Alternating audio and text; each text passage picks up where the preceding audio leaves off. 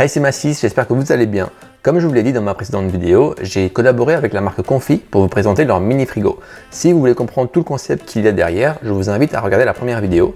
Mais pour résumer, en gros, j'ai un projet de dessiner 100 personnages dans un même dessin et pour justifier la présence de nourriture dans les mains des personnages, j'ai décidé d'inclure dans le dessin le mini frigo. Du coup, dans la première vidéo, j'ai dessiné les personnages et dans cette deuxième vidéo, dans un premier temps, je vais d'abord vous présenter le frigo que j'ai reçu et dans un second temps, je vais essayer de le customiser et on va voir ensemble comment le faire et avec quel outil.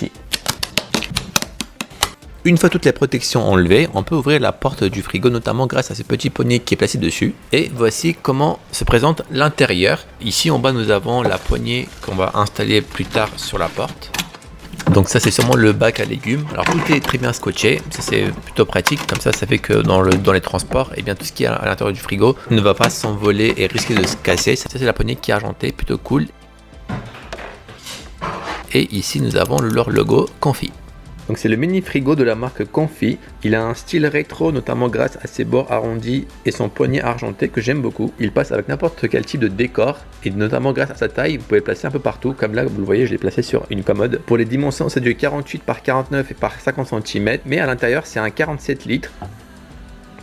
Là, je vous ai mis quelques petits trucs dans le frigo pour que vous ayez une idée de tout ce qu'on pourrait placer dedans. Comme accessoire qui est fourni avec, il y avait ce bac dans lequel vous allez pouvoir mettre vos fruits et légumes. Et il y a également cette partie en verre sur laquelle vous allez pouvoir poser vos bouteilles. Et justement, vous pouvez même venir ici déplacer cette partie pour créer plus de place. Si jamais vous avez des bouteilles beaucoup plus grandes et vous en avez plusieurs, eh bien ça rentrera plus facilement comme ça. La porte, elle est assez classique. Ici, vous allez pouvoir ranger vos sauces. D'ailleurs, cette sauce, je vous la recommande, elle est incroyable. Et pour la partie basse ici, vous pouvez ranger une bouteille de 2 litres. Et pour cette partie-là, des plus petites bouteilles. L'intérieur du frigo est fabriqué avec une matière qui est faite justement pour aller avec les aliments. Nous avons cette molette ici qui va vous permettre de régler la température de 10 degrés jusqu'à 1 degré.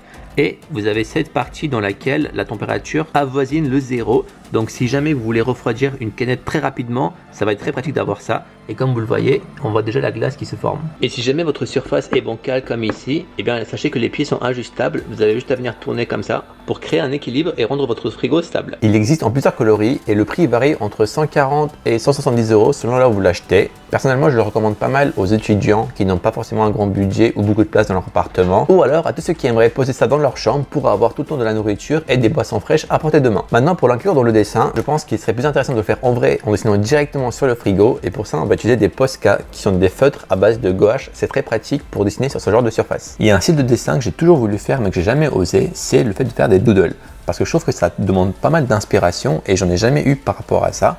Mais là, vu que c'est un frigo, donc ça a un rapport avec la nourriture, je me suis dit pourquoi pas faire plein de nourriture en doodle. Par exemple, pour faire un champignon, on peut très bien faire cette forme. Si je veux faire une pomme, j'ai juste à faire ça. On peut faire des cerises comme ça. Ou encore une part de pizza. Et dans tous les espaces vides, pourquoi pas ne pas essayer de les remplir avec des espèces de petits motifs comme ça, mettre des petites parts de chips, etc. Et là, en soi, comme on le voit, chaque petit dessin, c'est pas ouf, mais je pense que justement dans les doodles, les dessins, ils doivent pas être exceptionnels, c'est plutôt le rassemblement à la fin, en prenant du recul et de voir un ensemble de petits dessins qui rendra le truc stylé. Du coup, je vous mets une petite musique et c'est parti pour mon premier doodle.